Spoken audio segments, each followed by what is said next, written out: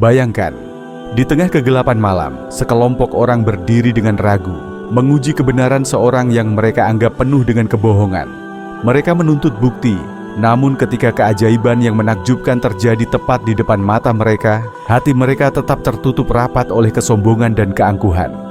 Inilah kisah tentang pembelahan bulan, mukjizat dahsyat yang menunjukkan kebesaran Allah dan kerasnya hati manusia. Kisah ini terjadi pada masa-masa awal kenabian Nabi Muhammad, ketika beliau berdakwah di tengah kaum Quraisy yang sebagian besar menentangnya. Rasulullah berusaha menyampaikan ajaran Islam, memanggil mereka kepada kebenaran dan menyembah hanya kepada Allah.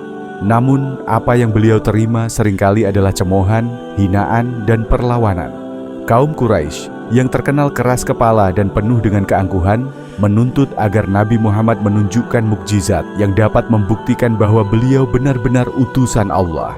Mereka mengira bahwa Nabi Muhammad hanyalah seorang penyihir, seorang pendusta yang hanya ingin mengelabui mereka dengan perkataan dan ajaran baru. Disinilah Allah Subhanahu wa Ta'ala menunjukkan kekuasaannya. Suasana malam itu begitu sunyi. Bulan purnama menggantung tinggi di langit Makkah, menerangi setiap sudut kota. Kaum Quraisy berkumpul, berharap menemukan celah untuk mempermalukan Nabi Muhammad. Mereka menantang Rasulullah dengan sombong, berkata, "Jika engkau benar seorang nabi, tunjukkan kepada kami suatu tanda, sesuatu yang tidak dapat dipungkiri." Dengan penuh ketenangan dan keyakinan, Rasulullah berdoa kepada Allah, memohon agar Dia memberikan tanda yang mereka minta. Dan dengan kuasa Allah, bulan yang bersinar terang di langit itu terbelah menjadi dua bagian yang terpisah. Satu bagian bulan berada di satu sisi gunung, sementara bagian lainnya di sisi gunung yang lain. Sungguh menakjubkan. Mereka yang menyaksikan peristiwa itu terdiam sejenak, mata mereka terbuka lebar, dan hati mereka bergetar. Bagaimana mungkin bulan bisa terbelah seperti itu? Apakah ini benar sihir? Namun, tak seorang pun yang dapat memungkiri bahwa apa yang mereka lihat adalah nyata. Tetapi, betapa tragisnya, meskipun mereka telah melihat mukjizat yang luar biasa, sebagian besar dari mereka tetap menolak untuk beriman. Mereka mengatakan, ini hanyalah sihir yang terus-menerus. Muhammad telah menyihir kita. Mereka mengira bahwa Nabi Muhammad telah mengelabui pandangan mereka.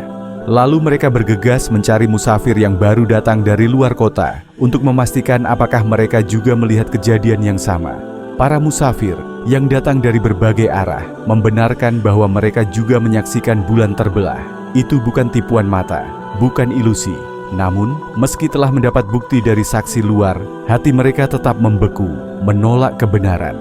Allah Subhanahu wa Ta'ala mengabadikan peristiwa ini dalam Al-Quran, Surah Al-Qamar, ayat 1-2. Telah dekat datangnya saat, kiamat, dan telah terbelah bulan.